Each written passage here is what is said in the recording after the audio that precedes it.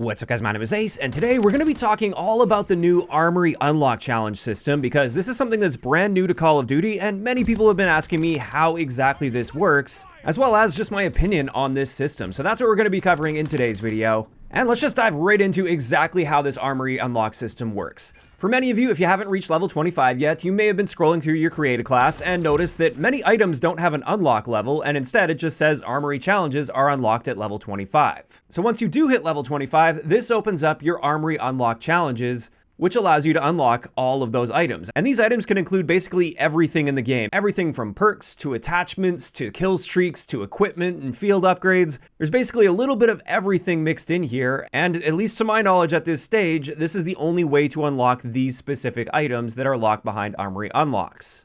And what this means is, unlike any previous Call of Duty game, these basic class items aren't unlocked within your standard 1 to 55 levels. Normally in Call of Duty, once you hit that max rank, you have access to every one of the items you can put on your class, aside from like post-launch items like weapons, for instance. So these ones are completely independent from that level 1 to 55 unlock system, and you can see they each require a certain number of points, and this ranges from like 2 points up to 8 points depending on the item. And you can scroll through this and select whatever one you want. So you can unlock these in any order. You just have to go in and actively select that as your current active challenge. And you can actually create a queue of challenges as well. If you don't activate them, it will just automatically start working through the list in the order that they determine. So make sure you do go in there and find the items that you want to unlock and activate them. And now let's talk about how you actually get these points. Well, these are tied to the daily challenge system. So every daily challenge that you complete will count as a point. And keep in mind, we have access to 3 of those per day. So that's 3 fairly easy points every single day.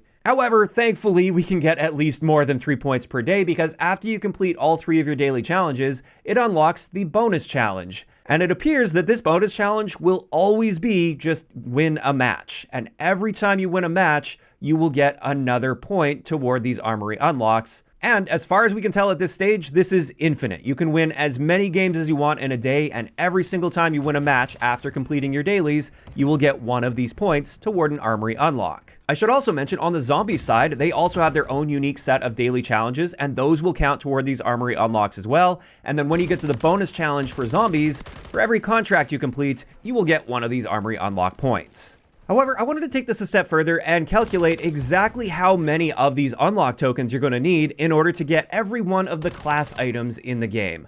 And keep in mind, if you scroll all the way down to the bottom of the list, there are 3 challenges currently that are for cosmetic items that require a very large amount of these Armory unlock tokens to get.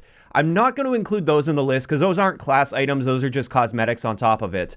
But just looking at the actual class items, so your guns and equipment and perks and all that kind of stuff, this requires a total of 235 of these Armory unlocks. And that is a lot of wins and daily challenges just to get all of the gear available for your class setup that, again, would normally be available the moment you hit level 55. Initially, when they first announced this system, they weren't super clear in their description for how it worked, and I thought this would just be an alternative method to unlock these items that you would normally unlock from level 1 to 55. You could unlock them early if you wanted. That's not the case with these, though. This is the only way to unlock these. And as of now, I've got some mixed feelings toward this system. When it comes to the good side of this, I think it's refreshing to finally have a new method of unlocking our basic class items because this really hasn't changed over the years in Call of Duty. They've changed the prestige system up, but they haven't changed those standard level 1 to 55. Once you hit that 55 or 70, depending on the game you're playing, then you have all of the class items available to you. Ever since they got rid of the traditional prestige system, the moment you hit that max base rank, which for me is typically within the first week of launch, for the rest of that game's life cycle, you aren't working toward unlocking things that you use on your class setup. You're only working toward cosmetics, and then with seasonal updates, you get to work toward like the new guns and stuff. Whereas for the older prestige system, if you wanted to, you could keep prestiging, and for months and months on end, you could always be working toward unlocking actual class items, and for many people, we enjoy that. So on the pros side, I do think this is an interesting and unique take, and it's nice to see they're finally trying something different here. I also like the fact that it allows you to pick your unlock path. So for me, I really want covert sneakers. And therefore, obviously, the moment I hit level 25, I activated that, and I'm going to get those covert sneakers right away. Whereas in the standard leveling, if these covert sneakers were level 54 in the unlocks, I would have to wait quite a bit longer before I could get those covert sneakers. So for the items that you really want, you could potentially end up using them significantly sooner than if it was just levels 1 through 55. Additionally, when it comes to the pros of this system, I think it's good to have that little extra encouragement and reward for playing to win the game. However, this also comes with downsides when we're talking about Call of Duty public matches, and this is where we're going to get into the cons of the Armory unlock system that I've noticed.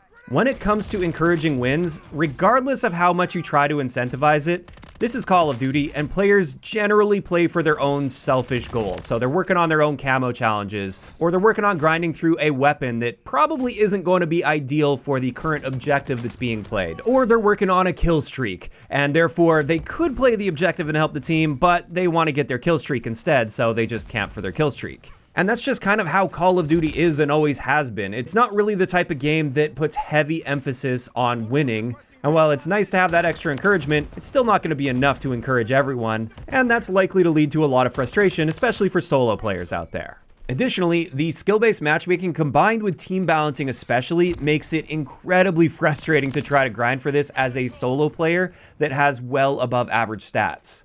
And the reason behind this is over the years we've noticed if you do have well above average stats and you play solo like this, well, on average your lobbies are going to be much more difficult than the average player out there. There's still going to be some mix of players in that lobby. And when the team balancing algorithm kicks in and sees that your hidden MMR is much higher than anyone else in the lobby, well, it needs to put all of the bottom MMR players on your team in order to make the teams quote-unquote balanced. And what this means is if you are one of those players and you play solo, the win is almost entirely on your shoulders. If you don't try your absolute hardest, you often won't even have a shot at getting close to winning the game. And when you do try your absolute hardest, this is where it's more like 50-50. Like, you may end up getting a win, but you have to be the one that's carrying that. And it really just comes down to you because your team is just going to be dragging you down. And so with this challenge, it's kind of counterintuitive if you are a good solo player. You would think the better you are at the game, the more the odds are stacked in your favor that you're going to end up with a win at the end of the game, because you're better. You've been working on your skills, and that should influence whether or not you win or lose the game. But with the way the matchmaking and team balancing works, that's not the case. And that just seems really counterintuitive to me, and it feels like I kind of have to play in a party if I want to efficiently grind toward my standard base unlocks in the game. Either that or play free-for-all, which I'm not really a big fan of free-for-all, but that's probably going to be one of the best ways to unlock these, because not only are they generally quick matches, but also just getting into the top 3 will count as a win in free-for-all. So you don't have to win the entire game, you just have to get top 3. In either case, there is another potential issue that I think is going to arise with this being based on wins, and this is something we saw back in the day with Clan Wars, where you needed wins in a certain game mode. I think once more people reach these Armory unlocks and start to understand the system, we're going to be seeing more players backing out of games than ever before. Looking back to those Clan War weekends, I hated them because every time I got a noticeable leg up in the game and it looked like I was finally getting that momentum and I was going to win a game, basically the entire enemy team just backs out to go find a different match that they have a shot of winning. And I bet we're going to be seeing the same thing here for many people. If it looks like there's no shot you're winning the game and all you're trying to do is complete these Armory unlocks, it's in your best interest to back out of the game and find a game that you can potentially win. So there we go. There's just a handful of cons that come with this system and the fact that you need wins in order to get these unlocks. But on top of this, another thing I wanted to point out is the grind for this is going to be very long, unless things end up changing over time here. Just doing some quick math, if I were to complete all my daily challenges for 30 days in a row, and then combine those with wins, how long would it take me to unlock every class item in the game that I would normally unlock just by reaching level 55? Well, assuming I can get about 5 wins in an hour, I think that's a reasonable number. You could probably do a little bit better, but other people will do worse than that. I'd say that's a reasonable average. If during a 30-day period I complete all of my daily challenges every single day and then I combine that with wins, that's going to take me a total of 33 hours of gameplay time just to unlock all of the basic class items. And I do think that's quite a daunting grind for the average player out there. Now, for me, it's probably not going to be that big of a deal. I'm going to get at least all of the items I really want within the first week or 2 of gameplay time, most likely. And then the rest I probably won't be using too much anyway, but I'll work toward unlocking them over time.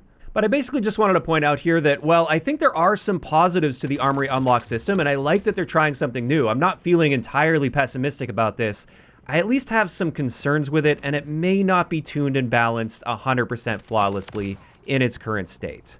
Ideally, it would be nice to see additional methods of earning these Armory unlocks that don't rely so heavily on your teammates. Like perhaps create tiers of daily challenges where there's still 3 challenges total, but then each of those challenges have different tiers. And as long as you complete 3, then you start working on your bonuses, so your wins, but then you can also move on to the next tier of that daily challenge. So tier 1 could be get 10 operator kills with LMGs, for instance. And then tier 2 of that challenge is get 50 operator kills with LMGs. And then tier 3 is 100 operator kills with LMGs. So you could really grind that hard and have those extra opportunities to get these Armory unlocks, even if you don't end up winning your games. That's just me spitballing at this point. I do think there's a lot of potential with this system. But of course, this is where I want to hear from you guys in those comments down below. How are you feeling about the Armory unlock system in Modern Warfare 3 based on what we've seen so far? Do you like the idea of having this system where it's a separate unlock path and you can choose your own path as well? Or do you think the cons are potentially outweighing the pros with this system at the moment? Just let me know all of those thoughts down below. If you enjoyed the video, a like rating is always appreciated. And don't forget to subscribe for more if you haven't already. I'll talk to you guys next time.